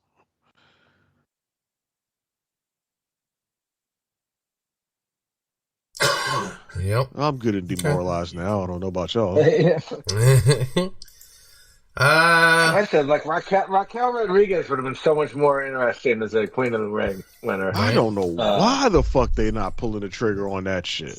Yeah. Like, they is slow rolling the most obvious storyline that everybody wants to see played out. Yeah. Mm-hmm. And I think the Roxanne shit is a red herring. But, like, yeah, I kind of hope it's Io Rhea just so we can get Raquel Lynn, because that's what I really want. I think that would be a fucking fun feud. Yeah, I mean, but we'll see. We've been talking about this shit since the lead up to WrestleMania. And nothing has happened with it. Mm-hmm. And now they're doing these silly little teases with Roxanne that right now don't seem to be going anywhere. It just seems like, okay, Liv is just kind of shutting Roxanne out, but like, why? Because what? She had a meeting because a few weeks ago or a month or so ago, she was seen talking with Finn Balor backstage. The motherfucker who ain't even on Raw no more. Mm-hmm. Oh, yeah, that's true. He isn't. What, they just shifted him over to SmackDown? Yeah. Yeah. That's crazy. Yeah, they moved him over. They just kind of dropped that line when he had his first round King of the Ring tournament match.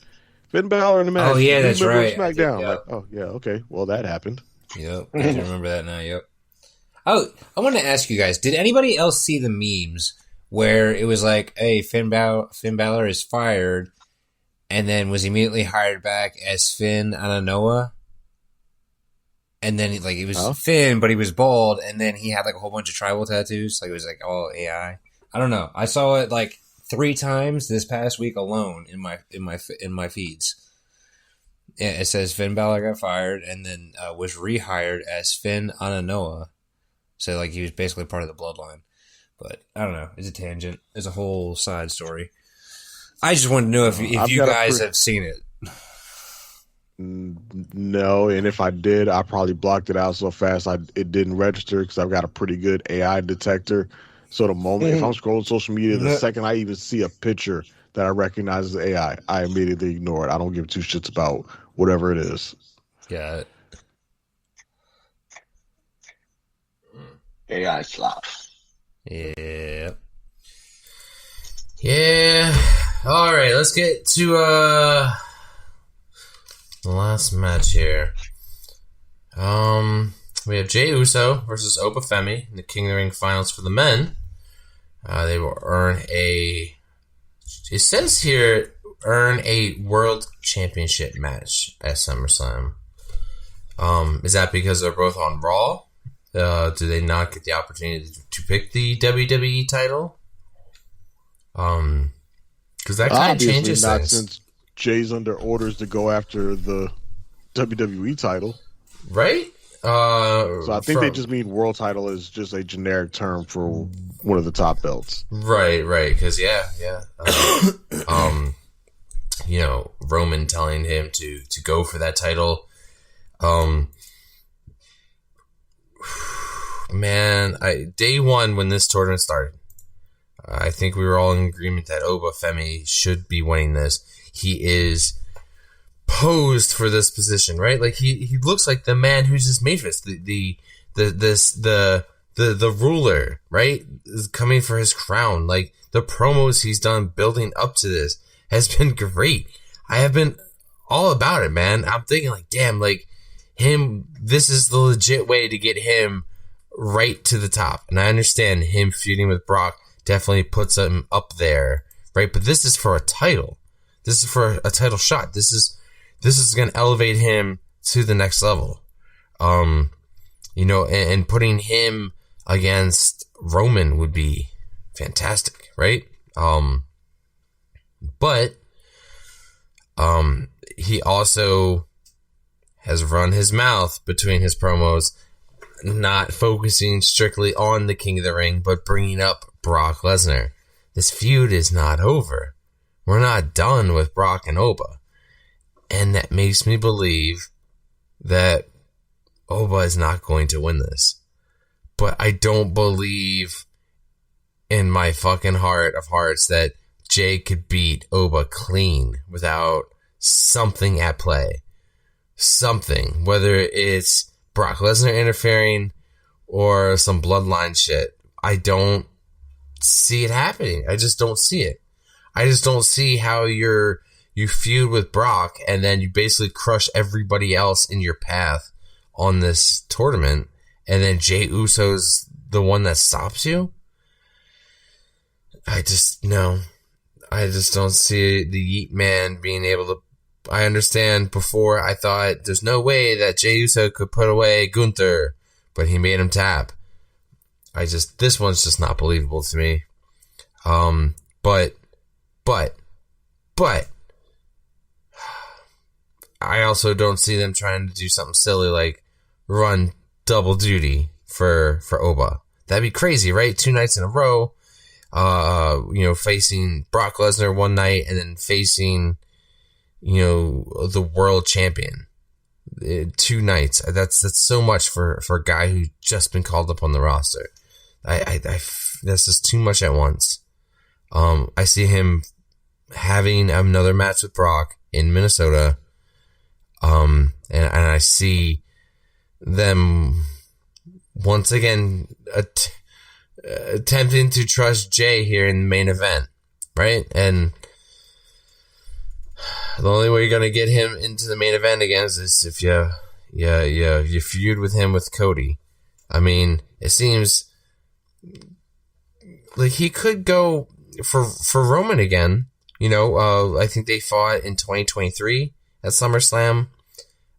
He could challenge the Tribal Chief again. But the Tribal Chief was pretty clear. He's like, I want you to go for that WWE title.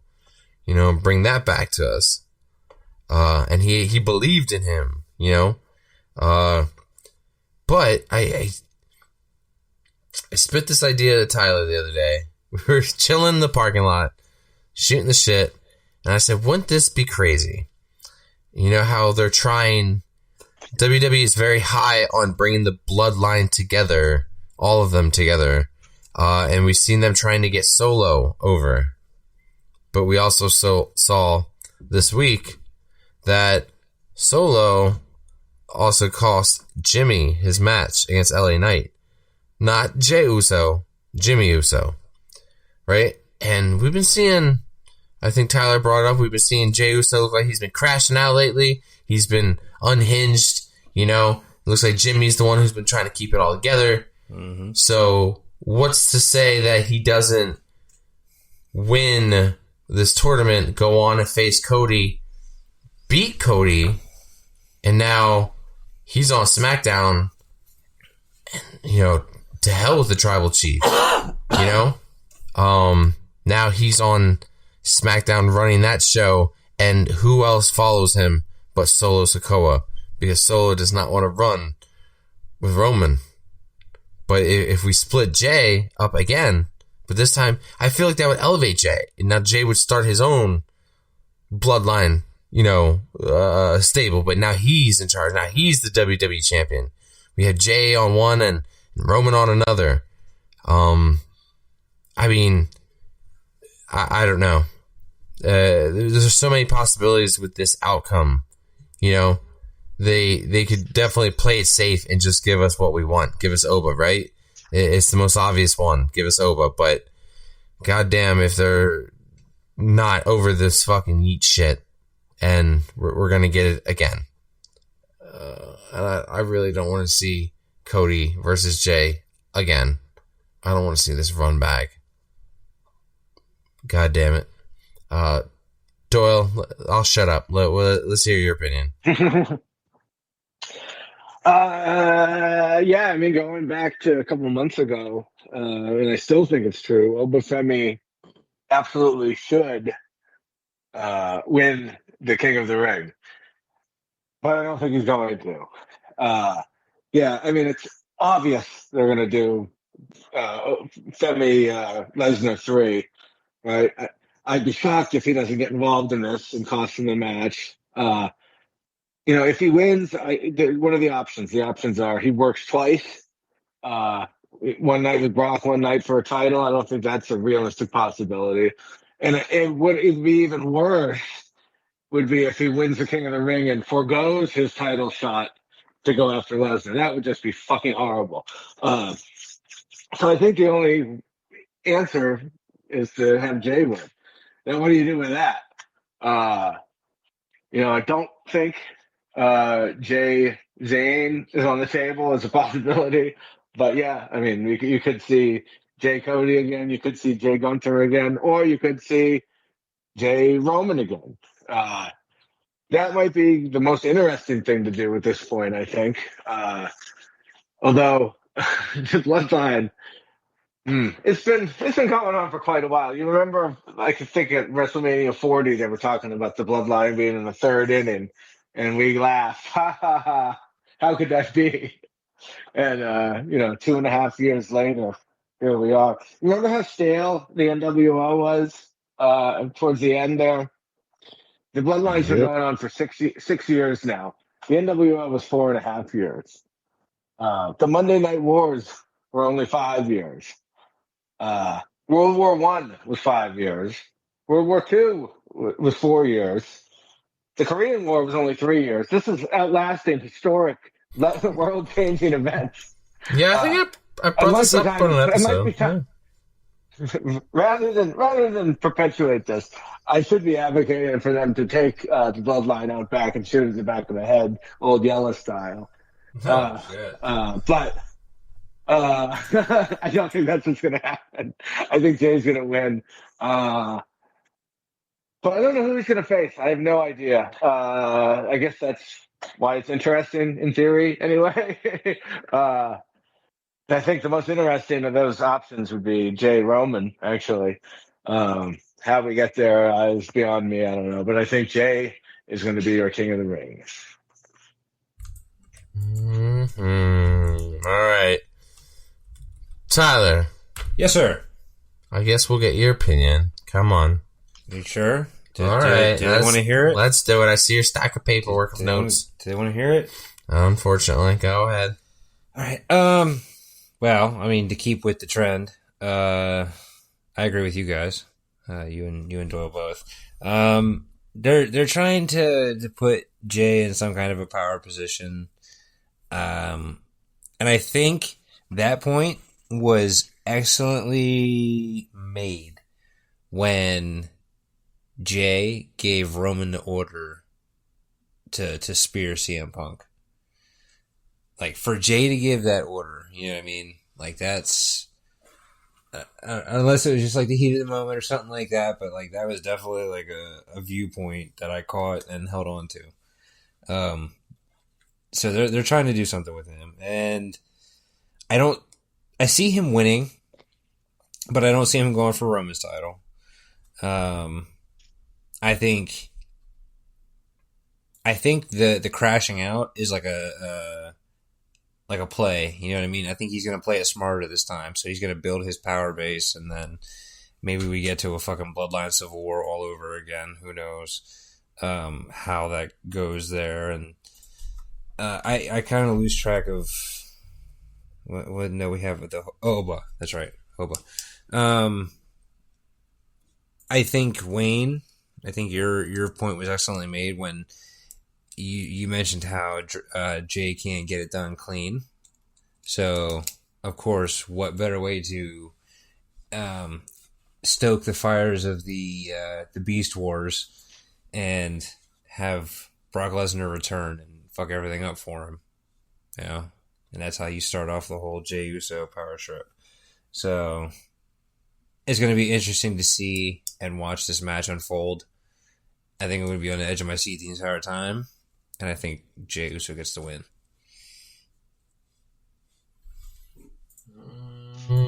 Okay. All right, Dre. You're last. Wrap it up. All right. So I just want you to know, Wayne, that when you spewed all that little drivel a few minutes ago, you're holding yourself back. Okay. About the alleged silliness of Obafemi pulling double duty and all of that, I want you to know that I gave a people's eyebrow that would have made The Rock proud. as I listen to all that. As I Nice. listen to that soliloquy of yours. Because the fact that how you can even think that is a silly proposition when, quite frankly, it's the best case scenario we can get out of this whole situation. Mm-hmm. Literally, the best thing that could happen coming out of this is that we get Oba pulling double duty at SummerSlam. That he comes out as King of the Ring, prepared to challenge Roman Reigns.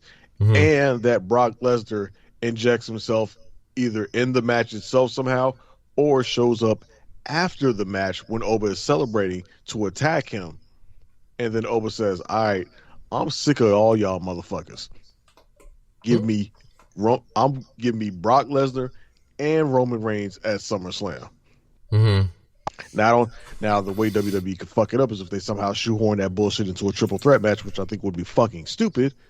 They should keep them right. Which they should do is keep it 2 separate nights and let him do exactly that. Pull double duty. You put the first match on night 1 of SummerSlam, either in the middle of the card or you throw it on in the first hour since, that worked so well for WrestleMania. Run it back because WWE loves running shit back. And then night 2, main event, Obafemi, Roman Reigns. And then he's crowned. That's how you make him a made man. That's how you make him certified. And when's the last time that we got somebody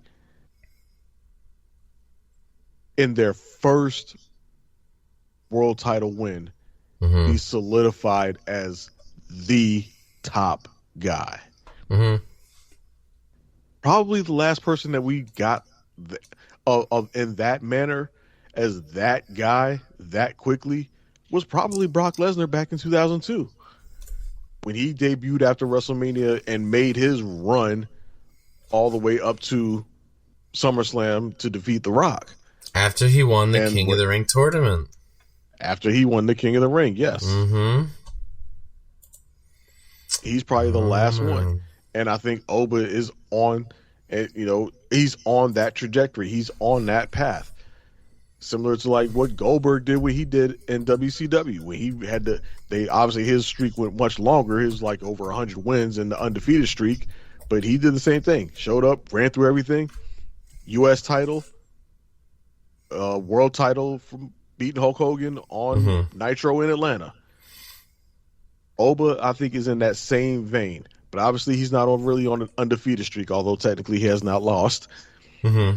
And has the similar thing of I take it back. He has lost. What am I talking about? He lost to freaking Lesnar in the other match. So, yeah, the undefeated streak is off the table, but he's still a monster. He's still a beast. He's still running through everything. The only thing that's standing in his way is Brock Lesnar. And let him conquer that, get that out the way, and then become champion. That is the best case scenario that could come out of here. And nobody wants to. I still rock with Jay, not as fervently as I used to, but I still rock with him.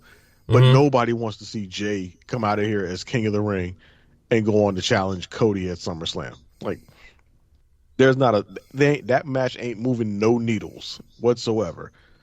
Plus, I already said earlier that I think Gunther's winning anyway, so that would just wipe that match out completely. All right. So I'm going with the very scenario that you think is so silly. All right. Oba wins. Brock Lesnar. I do think Brock Lesnar will show up 100%, but I think he attacks Obafemi after the match, not during the match. Okay. Maybe some bloodline interference during the match, maybe. But other than that, I actually think this might be a fairly straight up one-on-one match. Because keep in mind, this is happening during the first hour.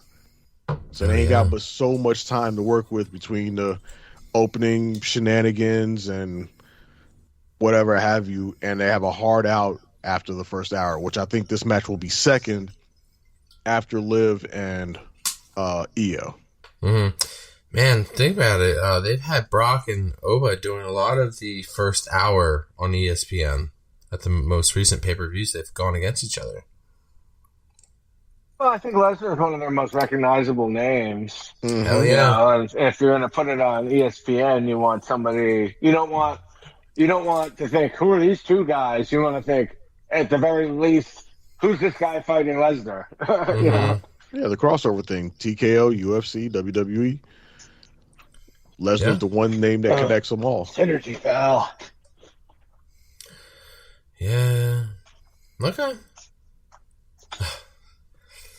Yeah, that's it. It wraps it up for the predictions.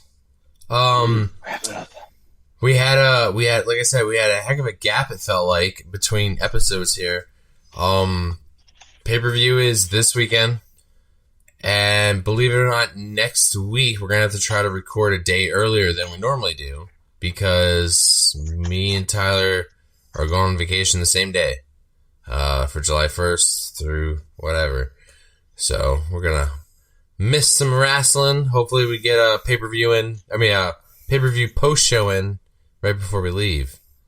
So that'd be cool. This was a blast.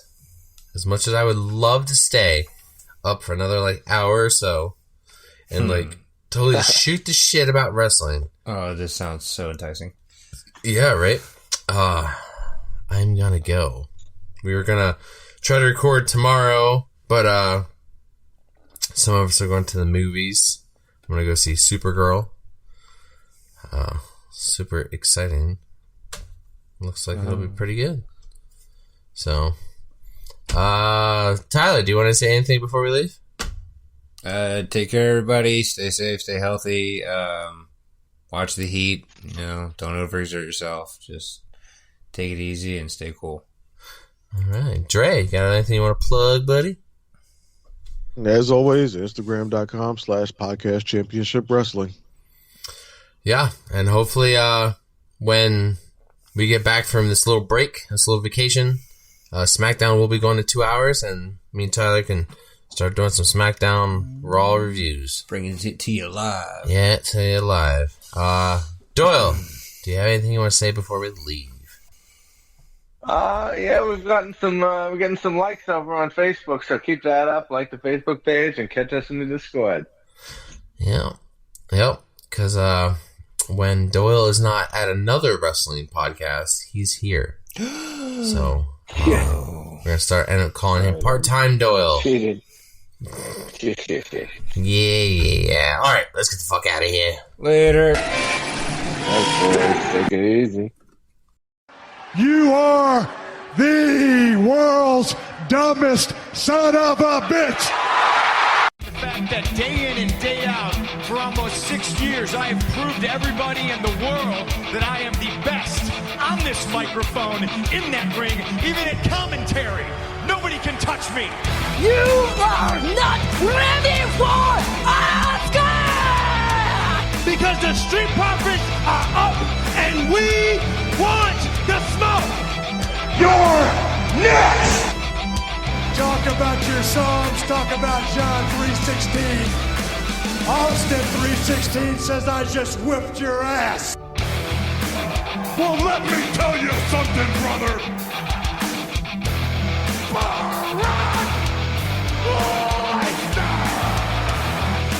New day! The cream will rise to the top. Oh yeah, Macho Madness here. Welcome to the Kevin Owens Show. Lately, he just hasn't been very oozy. Because I'm the Miz, and I'm awesome! Those rotten bastards!